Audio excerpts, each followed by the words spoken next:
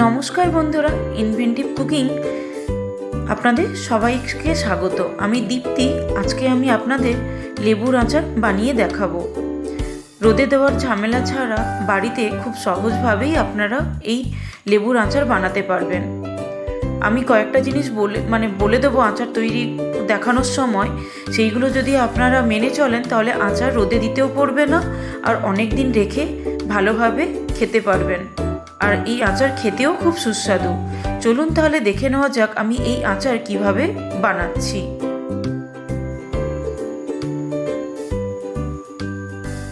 এই আচার বানানোর জন্য আমি এখানে লেবুগুলোকে, পাতিলেবু, প্রথমে খুব ভালো করে ধুয়ে নিয়ে জল ঝরিয়ে রেখে শুকনো করে নিয়েছি পাখার তলায় রেখে।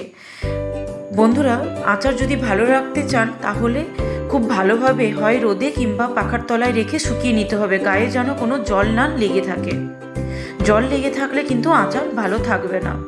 এবার লেবুগুলো আমি এইভাবে ছোট ছোট টুকরো করে কেটে নিচ্ছি। আপনারা আপনাদের মতো যেরকম পছন্দ করেন সেই অনুযায়ী লেবু কেটে নেবেন। এতে ছাল ছাড়ানোর কোনো দরকার নেই, এমনি শুধু পিস করে কেটে নিলে হবে। আর ভেতরে যে বীজগুলো থাকে সেগুলো চেষ্টা করবেন বাদ দিয়ে দেওয়ার। এইভাবে সমস্ত লেবু দেখুন আমার কাটা হয়ে গেছে, দিয়ে বিচিগুলোও বাদ দিয়ে ফেলে দিয়েছি। এবার এর মধ্যে আমি লবণ দিয়ে দিচ্ছি পরিমাণ মতো। এখানে আমি মোটা লবণ ইউজ করছি, আপনারা চাইলে সরু লবণও দিতে পারেন, কিন্তু কোনো জিনিস, টক জাতীয় জিনিস অনেকদিন সংরক্ষণের জন্য মোটা লবণই ভালো কাজে দেয়। আমাদের দিদি ঠাকুমারা বা মা কাকিমারা মোটা লবণই ইউজ করতেন, তাই আমিও এখানে মোটা লবণ নিচ্ছি। আপনারা যদি না পান সেক্ষেত্রে সরু লবণ দিয়েও এই আচার বানাতে পারবেন। এবার এর মধ্যে দিয়ে দিচ্ছি পরিমাণ মতো হলুদ গুঁড়ো। হলুদ গুঁড়োটাও এখানে একটু ভালো মতো পরিমাণেই দিতে হবে। হলুদ যে কোনো জিনিস প্রিজার্ভ করতে খুব ভালো কাজে দেয়, আর কোনো ফাঙ্গাস বা ব্যাকটেরিয়া হতে দেয় না হলুদের সেই গুণের জন্য। এবার খুব ভালোভাবে নুন আর হলুদ মাখিয়ে নিতে হবে। যেহেতু এখানে মোটা লবণ ইউজ করেছি, তো লবণটা যাতে লেবুর সাথে খুব ভালোভাবে মিশে যায় সেই জন্য একটু সময় দিয়ে ভালোভাবে আপনাকে মেশাতে হবে। অন্তত কমপক্ষে 5 মিনিট খুব ভালোভাবে ওলট পালট করে আপনারা লবণ আর হলুদটা মাখিয়ে নেবেন। মাখানো হয়ে গেলে ঢাকনা দিয়ে ঘরের এক কোণায় 3 দিনের জন্য রেখে দেবেন। 3 দিন এতে আর কোনো হাত দেওয়ার দরকার পড়বে না। ওটা লবণ আর হলুদ আপনা আপনি লেবুর মধ্যে ঢুকে যাবে, তাই 3 দিন রাখতে হবে। 3 দিন পর দেখুন বন্ধুরা, আমি ঢাকনা খুলে দেখাচ্ছি কত সুন্দরভাবে লেবুগুলো সেদ্ধ হয়ে গেছে। আমি কিন্তু কোনো রোদেও দেইনি, এমনি ঘরের এক কোণায় রেখে দিয়েছিলাম। আপনারও রোদে যদি দেওয়ার অসুবিধা থাকে সেক্ষেত্রে এরকমভাবে রেখে দিতে পারেন। এবার আচারের জন্য যে মশলা লাগবে সেই উপকরণগুলো বলে দিচ্ছি। প্রথমে নিয়ে নিচ্ছি আমি পরিমাণ মতো কালো সর্ষে। আপনারা যেরকম লেবুর পরিমাণ নিয়েছেন সেই পরিমাণে এখানে মশলাগুলো রাখতে হবে। এখানে আমি লেবু যে পরিমাণ নিয়েছি সেই পরিমাণে আমি সমস্ত মশলা নিয়ে নিচ্ছি, তবে সেরকম সঠিক কোনো পরিমাপ আমি দিচ্ছি না। আন্দাজ মতো যতটা মশলা লাগবে সেই পরিমাণেই আমি সমস্ত মশলা নিয়ে নিচ্ছি। এবার কালো সর্ষের পরে আমি নিয়ে নিচ্ছি গোটা ধনে। গোটা ধনে পরিমাণ মতো নিয়ে নেওয়ার পর এবার আমি দিয়ে দিচ্ছি পানমৌরি। এখানে আপনারাও পরিমাণ মতোই পানমৌরি দিয়ে নেবেন।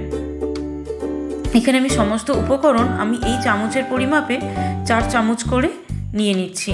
এবার দিয়ে দিচ্ছি গোটা জিরে।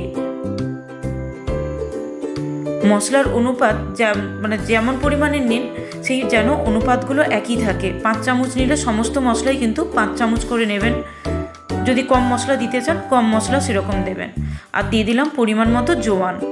জোয়ান আমাদের হজম ভালো রাখতে সাহায্য করে, অ্যাসিড হতে দেয় না, তাই এখানে জোয়ানটা খুবই উপকারী। আর দিয়ে দিচ্ছি পরিমাণ মতো মেথি। মেথির আচারের তৈরিতে খুব উপকারিতা আছে। মেথি পচাতে খুব তাড়াতাড়ি সাহায্য করে এবং আচার দীর্ঘদিন ভালো রাখতে মেথি খুবই গুরুত্বপূর্ণ একটি উপকরণ। এবার আমি একটি সসপ্যানে পরিমাণ মতো সর্ষের তেল নিয়ে নিচ্ছি। আমি এখানে 100 গ্রাম মতো সর্ষের তেল নিয়েছিলাম। এবার এই সর্ষের তেলটা খুব ভালো করে ধোঁয়া ওঠা পর্যন্ত গরম করে নিতে হবে। কাঁচা সর্ষের তেল দিলেও কিন্তু আচার বেশি দিন ভালো থাকে না, তাই তেলটা খুব ভালোভাবে গরম করে নিতে হবে। তেলটা গরম করার পর একটু ঠান্ডা করে এর মধ্যে আমি দিয়ে দিচ্ছি হিং।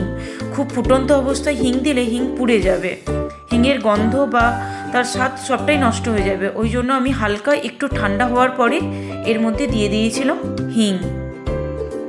এবার দেখুন সমস্ত মশলাগুলো হালকা ভেজে নিয়ে আমি এইভাবে গুঁড়ো করে নিয়েছি। বেশি ভাজলে কিন্তু ভালো লাগবে না, যেহেতু এখানে কাঁচা লেবু দিয়ে করছি তাই এখানে বেশি ভাজা যাবে না। হালকা একটু কড়াই শুকনো খোলায় নেড়ে নিয়ে গুঁড়ো করে নিতে হবে। এবার এই লেবুর মধ্যে আমি এই সমস্ত গুঁড়ো মশলা দিয়ে দিচ্ছি, দিয়ে খুব ভালো করে মিশিয়ে নিতে হবে। লেবুর সাথে মশলা খুব ভালোভাবে মিশিয়ে নেওয়ার পরে এবার এর মধ্যে আমি কালার আনার জন্য এখানে শুকনো লঙ্কার গুঁড়ো আর কাশ্মীরি লঙ্কার গুঁড়ো মিক্সড করে নিয়ে দিয়ে দিচ্ছি। আপনারা চাইলে শুধু যদি ঝাল কম খান সেক্ষেত্রে কাশ্মীরি লঙ্কার গুঁড়ো দিতে পারেন, আর যদি ঝাল বেশি খেতে চান সেক্ষেত্রে কাশ্মীরি লঙ্কার গুঁড়ো স্কিপ করে গিয়ে আপনারা শুধু লঙ্কার গুঁড়ো দিতে পারেন। আমি এখানে দুটো মিক্সড করে নিয়েই দিয়েছি। এবার একটু সেন্ট ভালো আনার জন্য বা স্বাদও ভালো রাখার জন্য এর মধ্যে দিয়ে দিচ্ছি কালো জিরে। আচারে কিন্তু বন্ধুরা গোটা কালো জিরে দিলে খুব সুন্দর একটা সেন্ট আছে। এখানে কিন্তু একে ভেজে গুঁড়ো করে নিলে আচারটা পুরো কালো হয়ে যাবে, তাই আমি গোটাই দিলাম, মশলার সাথে তখন দেইনি। এবার এর মধ্যে দিয়ে দিচ্ছি হিং ফোড়ন দেওয়া সর্ষের তেল। বন্ধুরা কাঁচা তেল আচারে দেওয়ার খুবই কম চেষ্টা করবেন। যে সমস্ত আচার কাঁচাভাবে তৈরি করা হচ্ছে কাঁচা উপকরণ দিয়ে, সেক্ষেত্রে তেলটা গরম করে নিলে আচার অনেক দিন ভালো থাকে। এবং আচারটা এই তেলটা গরম করে পুরো রুম টেম্পারেচারে একদম ঠান্ডা হলে তবেই আচারের সাথে মেশাবেন। গরম তেলও আচারে দিয়ে দিলে আচার নষ্ট হয়ে যাবে, তাই তেল ঠান্ডা হওয়ার পরই আমি এখানে আচারে মিশিয়েছি। এবার তেলও খুব ভালোভাবে আচারের সাথে মিশিয়ে নিয়ে এবার আমি কাঁচের জারে ভরে রেখে দেব। কাঁচের জারগুলো কিন্তু খুব ভালোভাবে ধুয়ে রোদে শুকনো করে চেষ্টা করবেন, গরম জলে কাঁচের জারগুলো ধুয়ে নিয়ে তারপর একটু রোদে শুকনো করে যেন গায়ে কোনো জল না লেগে থাকে, তারপরেই আচার দেবেন। আচার ঢেলে রাখবেন এর মধ্যে, তাহলে এই আচার অনেক দিন পর্যন্ত আপনারা রেখে খেতে পারবেন। আর এই আচারটা মশলা মাখানোর পরে অন্তত 7 দিন রাখার পরে তারপরে খাবেন। প্রথম দিনগুলোতে লেবু একটু তেতো লাগতে পারে, কিন্তু যখন আচারটা পুরোপুরি মশলার সাথে মিশে গিয়ে আরও লেবুগুলো পচে যাবে তখন এই আচার টেস্ট আরও সুন্দর হয়ে যাবে।